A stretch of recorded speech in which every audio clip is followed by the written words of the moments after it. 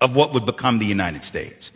Let's remember, during the colonial period, mid-1600s, the whole history of America is the history of rich white men telling not rich white people that their enemies are black and brown. It starts in the colonies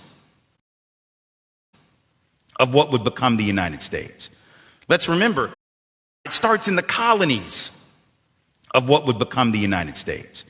Let's remember, during the colonial period, mid-1600s, there was no such thing as white people. I know some people who are now called white find that shocking. I know some people who are now called white find that shocking. Such thing as white people. 1800s, there was no such thing as white people. 1800s, there was no such thing as white people.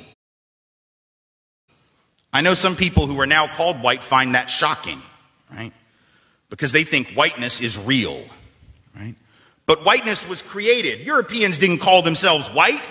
We didn't call ourselves white. We weren't all members of one big happy family. Are you kidding? Have you studied the history of Europe? The history of Europe was about killing each other.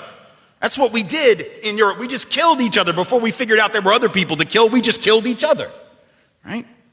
I mean, that was the history of Europe. The English hated the Irish, right? Northern Italians didn't even think that Southern Italians were Italians.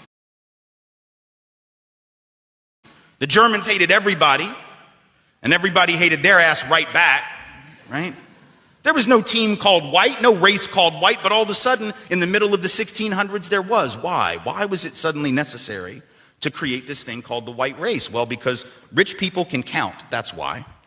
And so rich folks looked around, the ones that owned all the land, you know, in the colonies, the colonial elite, looked around and they realized something, that they were heavily outnumbered by African enslaved folks, by European indentured servants, who were just one level above a slave, or other Europeans who weren't technically indentured servants, but they were still peasants, didn't have any money, didn't have any land, and they could do the math. They added it up and they were